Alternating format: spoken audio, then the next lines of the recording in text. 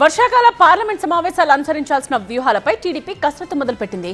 కేంద్రం నుండి నిధులు, పెండింగ్ ప్రాజెక్టులు, రాష్ట్రానికి సంబంధించిన కీలక అంశాలపై ఉభయ సభల్లో లేవనెత్తడానికి టీడీపీ ఎంపీలు రెడీ అవుతున్నారు. ఏ అంశాలపై ఫోకస్ చేయాలి, సభలో ప్రస్తావించాల్సిన అంశాలపై ఎంపీలకు చంద్రబాబు దిశానిర్దేశం చేశారు. రాష్ట్రాభివృద్ధే అందరి ప్రథమ కర్తవ్యం కావాలని సీఎం చంద్రబాబు టీడీపీ ఎంపీలకు సూచించారు. రాష్ట్రాభివృద్ధికి అవసరమైన నిధులు, ప్రాజెక్టులు, పథకాలు తీసుకురావాలని దిశానిర్దేశం చేశారు. ఉండవల్లిలోని క్యాంపు కార్యాలయంలో చంద్రబాబు అధ్యక్షతన జరిగిన పార్లమెంటరీ పార్టీ సమావేశంలో ఈ నెల 21 నుంచి ప్రారంభం కానున్న పార్లమెంటు సమావేశాల్లో లేవనెత్తాల్సిన, ప్రస్తావించాల్సిన అంశాలు, అనుసరించాల్సిన విధి విధానాల్ని వారికి వివరించారు. మొత్తం 9 ప్రధాన అంశాలు ఎజెండాగా పార్లమెంటరీ పార్టీ సమావేశం నిర్వహించారు. వివిధ కేంద్ర పథకాల ద్వారా రుణాల మంజూరులో జాప్యం, మహిళా ప్రజాప్రతినిధులపై సోషల్ మీడియాలో వైసీపీ తప్పుడు ప్రచారం వంటి అంశాలపై చర్చించారు. రాష్ట్రానికి కేంద్రం నుంచి రావాల్సిన నిధులు, పెండింగ్ ప్రాజెక్టుల పరిష్కారం వంటి అంశాలపై చర్చించారు. పార్లమెంట్ సమావేశాల్లో రాష్ట్ర ప్రయోజనాల కోసం అనుసరించాల్సిన వ్యూహంపై ఎంపీలకు సీఎం దిశానిర్దేశం చేశారు.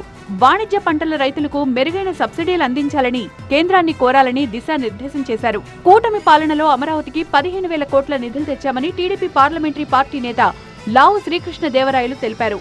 పార్లమెంట్ సమావేశాల్లో ఆపరేషన్ సింధూర్ విజయంపై ప్రస్తావించబోతున్నట్లు తెలిపారు.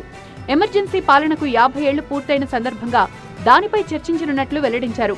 క్వాంటమ్ వ్యాలీ, భారత్ గౌరవ్ రైళ్లు, ఏరోస్పేస్ పాలసీపై పార్లమెంట్లో చర్చిస్తామన్నారు.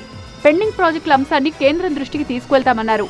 రాష్ట్ర రాజధానిగా ఏకైక రాజధాని అమరావతికి చట్టబద్ధత కల్పించే అంశం కేంద్ర హోంశాఖ పరిధిలో ఉందని, ఈ పార్లమెంట్ సమావేశాలు ముగిసేలోగా దీనిపై స్పష్టత వచ్చే అవకాశం ఉందని శ్రీకృష్ణదేవరాయలు తెలిపారు. జల్ జీవన్ మిషన్ సంబంధించి కూడా దాని గురించి కూడా మేము మాట్లాడబోతా ఉన్నాం. ఇది కులాయంతో 19 నుంచి 24 దాకా 23,000 కోట్ల రూపాయలు శాంక్షన్ చేస్తే రాష్ట్రానికి కేవలం 2,000 కోట్లు, 2,500 కోట్లు మాత్రమే ఉపయోగించుకోవడం జరిగింది. సహాయం అందించండి, మీ వైపు నుంచి సహకారం అందించండి, మేము చేసి చూపిస్తాము అని చెప్పి కూడా మాట్లాడుతాం. పెద్ద అంశాలతో పాటు చిన్న చిన్న అంశాలపైన దృష్టి పెట్టి కేంద్రం నుంచి రాష్ట్రానికి రావాల్సిన నిధులను, ప్రాజెక్టులను రాబట్టాలని సీఎం ఆదేశించారు.